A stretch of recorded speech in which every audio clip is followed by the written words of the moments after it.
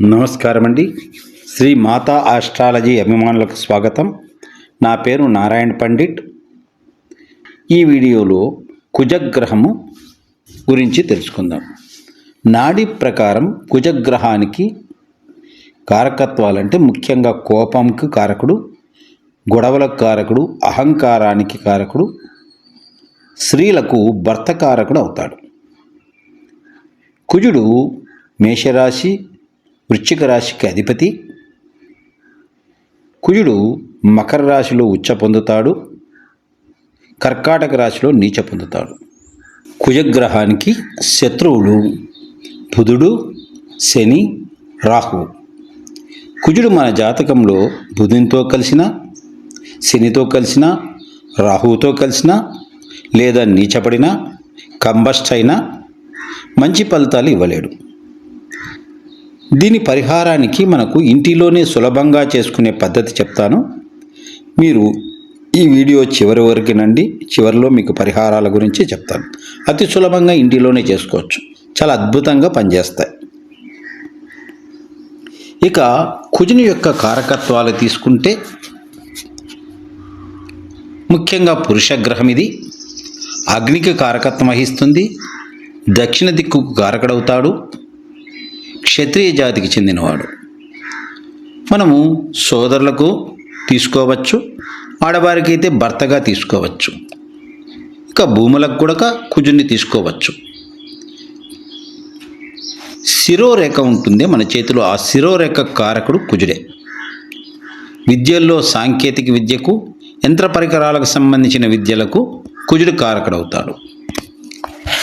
కుజుని స్వభావం కఠినత్వము, గొడవపడే గుణము, దర్పము, అధిగమించడము, తొందరపాటుతనము, ధైర్యము, క్రూరత్వము, అహంకారము, ఉద్వేగము, తొందరపడతనము, స్వార్థం, ఖర్చు పెట్టే స్వభావము, అలాగే పొగడ్తలకు వీరు ఈజీగా లొంగిపోతారు. ఈ కుజుడు సాంకేతిక విద్యకు, దంతవైద్యానికి, గ్రానైట్ పరిశ్రమలకు, సాంకేతిక పరికరాల వ్యాపారానికి, గనులకు కారకుడు. లోహాలకు, యంత్రాలకు కూడా కారకుడు. రక్షణ సంస్థలో కానీ, సైనిక దళం కానీ, వ్యవసాయ రంగంలో కానీ, పోలీస్ డిపార్ట్మెంట్లో కానీ ఉద్యోగం చేసే అవకాశాలు ఉంటాయి. ఈ కుజుడు మన జాతకంలో బాగలేకపోతే వచ్చే రోగాలు గుండె జబ్బు, రక్తపోటు, గాయాలు, ఎముకల్లోని మధ్యలో లోపం, మాంసము, నోటిలోని పండ్లు, కనుబొమ్మలు, వెన్నుపూస సంబంధించిన సమస్యలు, అండాశయ సమస్యలు, చేతబడులు మన మీద చేతబడులు జరుగుతాయి కదా, అలాంటి చేతబడులకు, కుక్క కరవడం, అగ్ని ప్రమాదాలకు కారకుడవుతాడు. ఈ కుజుడు భారద్వాజ గోత్రానికి చెందినవాడు. నరసింహావతారం, బుద్ధులు, తాంత్రికులు కారకులు. వీరంతా కుజుని కారకత్వానికి చెందిన వాళ్ళు. అలాగే ఆయుధశాలలు, విస్ఫోటం కలిగించే మందు పాత్రలు, బాంబులు, వీటికంతా కుజుడే కారకుడు. రివాల్వర్లకు కూడా కుజుడే కారకుడు. రుచుల్లో చేదు రుచి, యుద్ధరంగానికి, అగ్నిస్థలాలకు, మంత్రాలకు, మన ఇంటిలోని గోడలకు వాడే ఇటుకలకు, రెండులోని ఉంటే కుజుడు దుర్భాషలు ఆడతాము. రక్షణ సంస్థలకు, గనులకు కారకుడు. మన ఇంట్లో వంటగదికి, విద్యుత్ శక్తి పరికరాలకు, పదునైన వస్తువులన్నిటికీ కుజుడే కారకుడు. మన ఇంట్లో వాడే ఉల్లిపాయకు, ఎర్ర మిరపకాయలకు, రాగి లోహానికి, ఎర్ర పప్పుకు, వెల్లుల్లిపాయకు కారకుడు.